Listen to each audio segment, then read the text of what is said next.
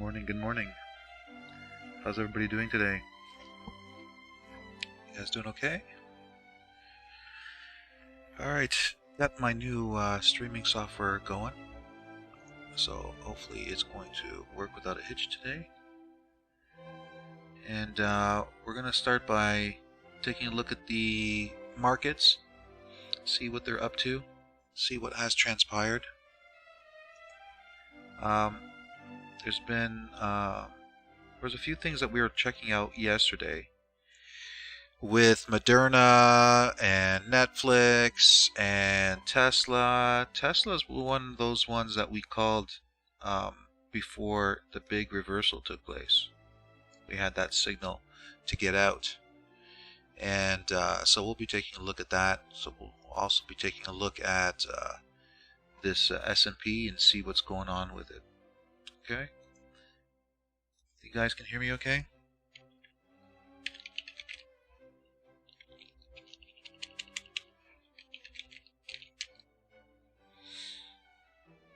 Okay. Alright, so what do we have here with the S&P? Well, right now, if we take a look at the S&P, all the trends are up, as you can see. So everything is looking good in terms of that. And we have the daily chart, weekly chart, monthly chart, everything is up. Okay. Now if we take a look at the 4-hour chart, you see this trend line that we have drawn? Okay, so that's the ascending trend. That's the trend line that we have for an ascending trend. Okay, but let's examine something here. If I open this up, hey, this is all-time high scenarios. So I can already tell that we have a situation like this going on. Supply has been formed and this trend is now broken. Okay, so now when we examine the time frames, what we really should be looking at is the fact that this time frame is no longer a time frame that we can look at. Okay, we can't look at this one. We can't determine whether or not price is going to be moving up based on this time frame. Now on the daily time frame we can, because the trend is still up and we have not had any structures broken down here.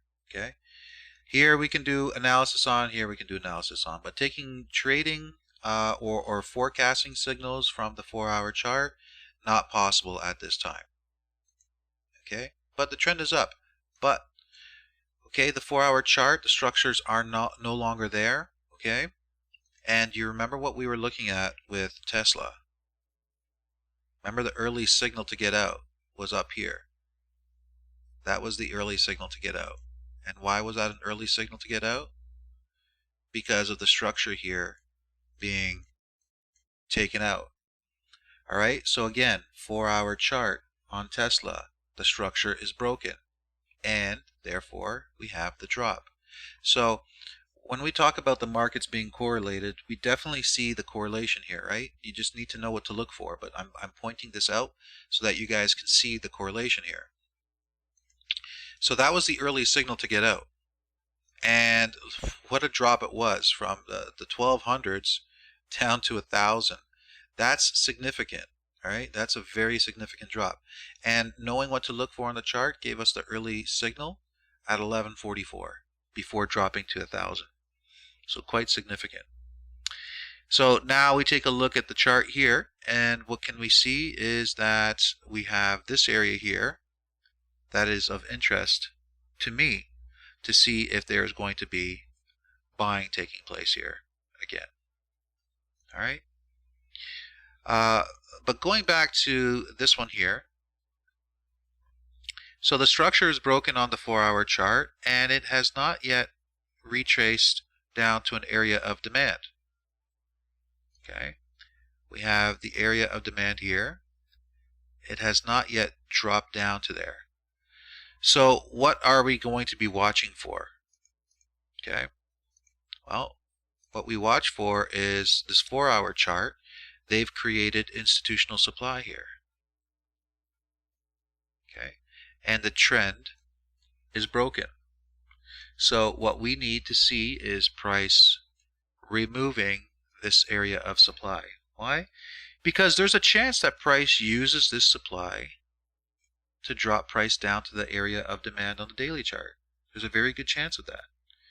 If this area of supply gets removed and price continues upwards, then likely that we'll see price continue even higher.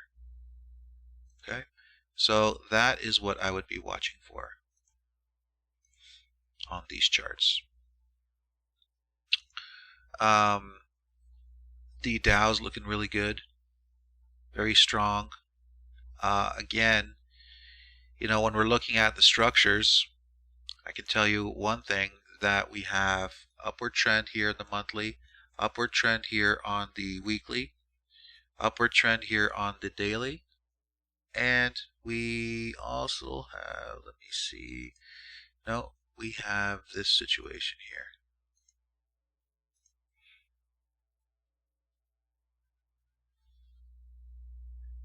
Let me just double check something. This structure is still good. We still have an upward trend here on this chart. So I would be trying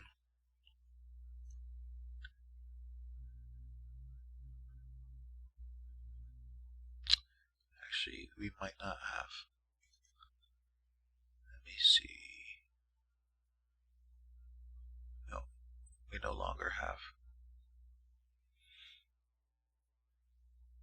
It's been broken as well. So same dynamic here on the Dow as with the US 500 or the SP 500. NASDAQ, similar situation. Okay, all the trends are holding. 4-hour chart. This trend is, let's see. This one's a trickier chart to read. It might be actually holding here. Yeah, it might be holding. Depends. That wick is very long to the downside, so it could be broken. Okay, but it's basically a very similar dynamic that's been playing out here with all these markets. The Russell is still holding very well to the upside. That I can tell you.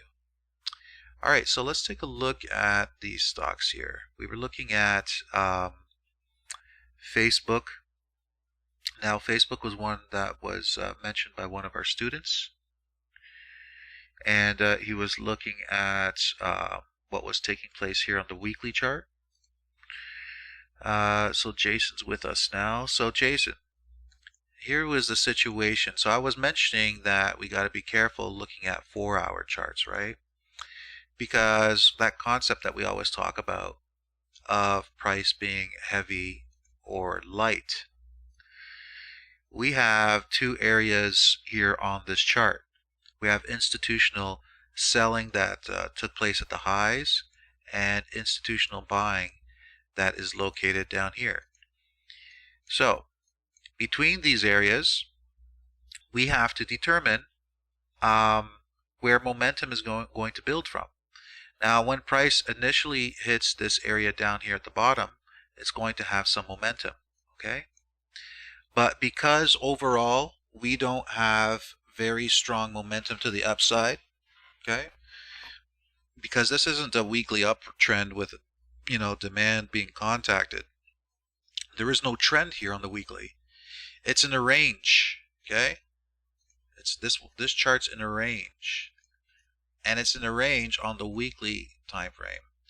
So, you know, one of the things that we talk about in level 3, we talk about the sequences, and basically sequences that we know will play out in the market on different time frames. So it's like a movie is comprised of different parts, right? You have multiple scenes that are put together in a storyline, and one scene transfers to the next scene. The storyline, the overall storyline Could be uh, boy drives into the city, then he meets a girl, then he gets this new job, and then he meets another girl at his new job, and then at the end of the movie he breaks up with the original girl that he met with. So it's three portions, right? The guy's life by himself, then he goes to the city, and then it's the life in the city, and then he gets a new job, and then at the end of the movie he breaks up with the original girlfriend because he's hooked up with the new girlfriend. Okay, so within those three portions there's multiple scenes, right? And each scene tells a story and it leads to the next scene in the movie, and each one has its role to build up and lead you to understand what's going to happen in the next portion of the movie. So when we track and trace what's happening in the markets, it's the same thing. There's the same thing happening. There's an overall theme, there's an overall storyline that is in play, and each of the time frame are your different components of the movie. And so, you have your overall storyline being played out on the higher time frames.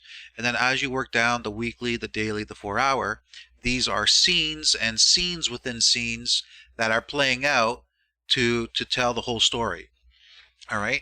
So when we're looking at this weekly chart, we know that price is in a range, okay?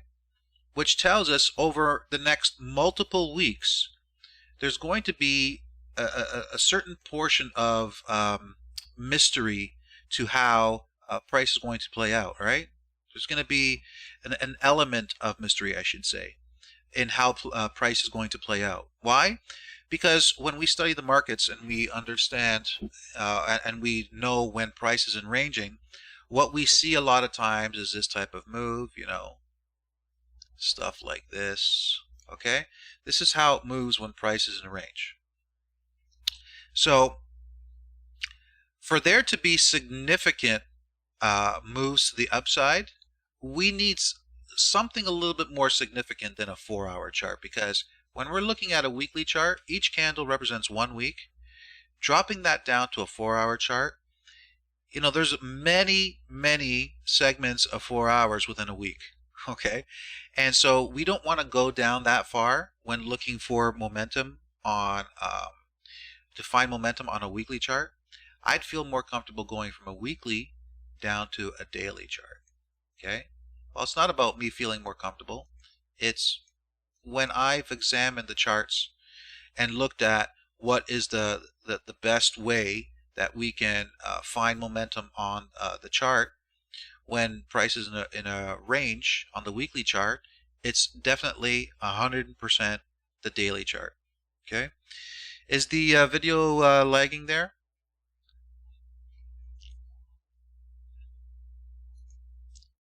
Yeah, we're just going through settings and so forth, trying to figure out what will be the best setting. So feedback is appreciated. So that's the situation on the weekly chart, right? So when we take a look at the 4-hour, this is the 4-hour chart here. Okay, so I want you to pay attention to what's happening here. You see what happened here? This was an area of demand being created on the 4-hour chart. So you see how this zone has now been removed by this candle. Okay, it's exactly for the reason that I was explaining. When looking for momentum to shift on a 4-hour chart based on a weekly time frame ranging, it's very low odds that you're going to time those reversals. Okay, but when we look at daily charts, it is a lot more reliable. All right, so let me map out these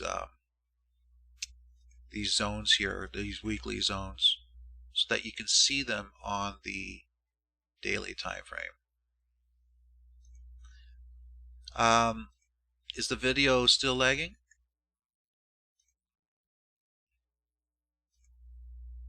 How is it, Jason? Any feedback for me? Let's see, template, weekly supply. Where are you? There you are. And we'll do that. And one more. Okay. So now I can open up the daily chart and I can see those weekly areas being represented. Okay, here's the supply there, and the demand is down here. Okay, so now we've located the weekly area of buying and the weekly area of selling from the institutions. And so this was an area here that I located based on the daily chart. So that's the momentum shift that we're watching, all right? So if we're going to figure out what is in play, we should be focused on this daily chart. And what is in play currently is momentum is shifting and institutional demand is coming into play right now. Okay? So this is what I'm going to be watching for. All right? Going to be watching for this. Yeah, there seems to be a lot of delay. YouTube is not receiving enough video to maintain smooth streaming. We're going to have to adjust those settings for next time. Okay. Yeah, there seems to be a lot of a delay. Sorry about that, guys. Kevin can't see your mouse in real time. Super laggy. Yeah, we'll have to address those, that lag, because I'm going to get it back to how it was before.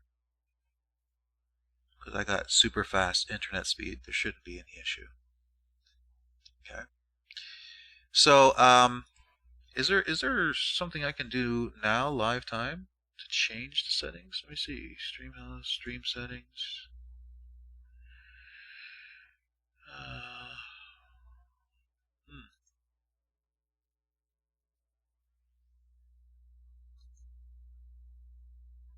I don't know. Stream status should be high.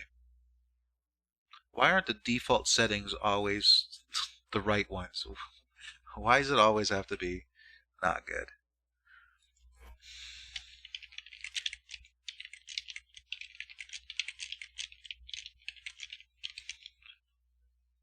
Let me ask you guys if there's anything I can do now.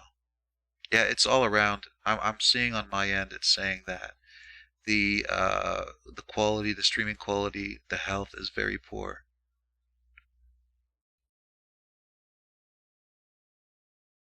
So, not sure what is going on there.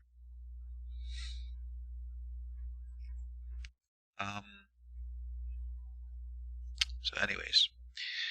So we have the momentum shifting to the upside here on Facebook, and we can likely see this continue upwards like that from here. Okay, how far up? Who knows? But over time, likely we'll see price move up here to change the bit rate to 2500.